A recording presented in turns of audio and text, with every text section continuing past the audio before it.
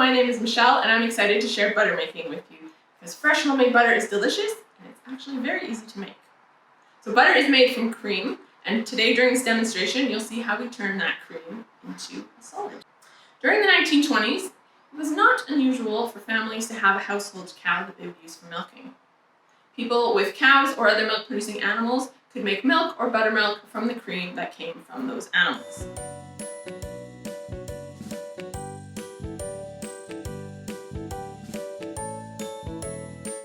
So if you're making it at home, you will need the following.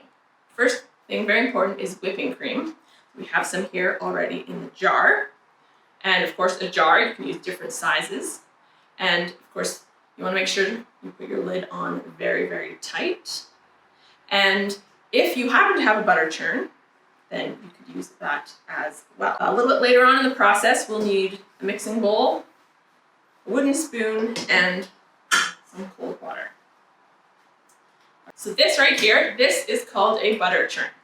Very common in the early 1920s, early 1900s really. So there's a few different styles. This particular one has paddles inside. If I take the lid off, you can see right here, got some nice wooden paddles.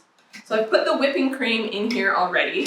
All you do is put the lid on, just turn the handle, and it allows the paddles to spin around until your butter is formed. Now for those of you at home that don't have a butter churn, you can use a jar. It's very easy. You just put your whipping cream into the jar, put the lid on, make sure it's on nice and tight, and then you start shaking. If you would like to add a marble into it to help with the movement inside, then you're welcome to do that as well. So butter is formed when the fat molecules come out of suspension in the liquid and they clump together. So when those fat molecules clump together, that's what forms the butter. And the liquid that is remaining is called buttermilk. So you can also use that for something.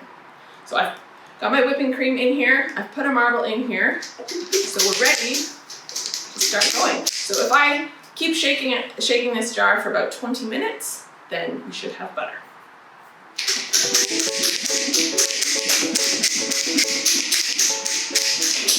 Okay, so I've been shaking for 20 minutes. You can see now how the fat has separated from the liquid. So we've got our butter here and our buttermilk. So the next part of the process is going to be to rinse it. So I'm going to open up the jar. I'm going to pour it into this bowl right here.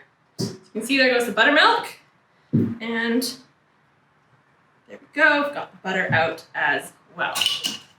Side. Okay, so it's very important for this step to have cold water, because that's what's going to help keep the fat together. You don't want to use warm water for this rinsing process. So first of all, I'm going to try and pour some of the buttermilk off right away. So we don't want that. Okay. Next part is I'm going to do first round of rinsing. I'm going to pour a little bit of cold water on here.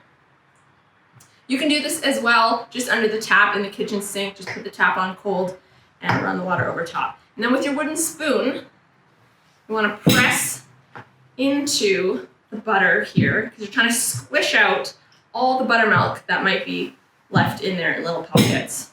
And so you can see the water's already changed, so it's a bit murky. So you're going to pour that off as well. And we'll do some more water over top like that. You want to do this probably 2 or 3 times, depending how clear your water is as you're going along. And it's also important that you get all the buttermilk out, because sometimes you get little pockets left in the butter, and if you don't manage to get it all out, then the butter will go rancid, and don't want that at all. After you've gone to all this effort, make sure that your butter tastes delicious. Okay, so the water's getting pretty clear, so we'll do one more round here, and then essentially you're just pushing the butter into the side of the bowl with the back of the wooden spoon. The water's pretty much clear there. Dump the rest of that out. Go, and now our butter is ready. You can use your spoon, put it into your bowl. Of course, you can shape it into whatever sort of shape you want.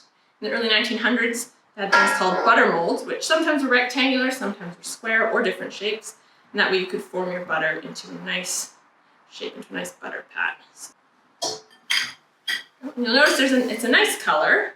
It's a nice sort of creamy color. And there we go. So let's take a sample. Let's take my cracker. Got a little bit of butter on here already. Put some on. Give it a try. Creamy feel, creamy texture.